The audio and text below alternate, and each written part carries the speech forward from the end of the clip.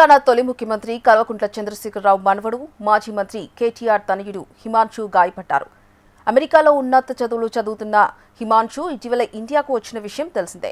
కుటుంబ సభ్యులు, స్నేహితులతో గడుపుతూ కొద్ది రోజులుగా హైదరాబాద్లోనే ఉంటున్నాడు.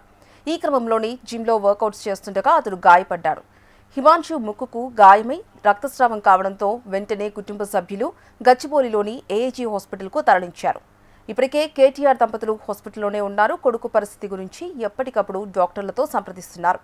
ఇక మనవడు కల్వకుంట్ల హిమాన్షు కోసం మాజీ ముఖ్యమంత్రి కేసీఆర్ ఫామ్ హౌస్ నుంచి హుటాహుటిన బయలుదేరారు. ముద్దుల మనవడు గాయపడడంతో తీవ్ర ఆందోళనకు గురైన తాత వెంటనే హైదరాబాద్లోని ఏఏజీ ఆసుపత్రికి చేరుకుని మనవడిని పరామర్శించారు. మాజీ మంత్రి హరీష్ రావు కూడా హాస్పిటల్కు చేరుకుని హిమాన్షు ఆరోగ్య పరిస్థితి గురించి తెలుసుకున్నారు.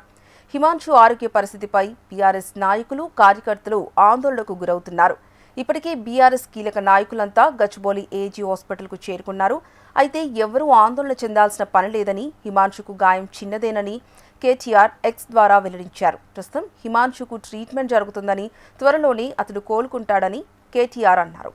తన కొడుకు ఆరోగ్యం గురించి ఆందోళన చెందుతూ చాలా మంది ఫోన్లు, మెసేజ్లు చేస్తున్నారని, వారందరికీ థ్యాంక్ యూ చెప్తున్నానని కేటీఆర్ అన్నారు.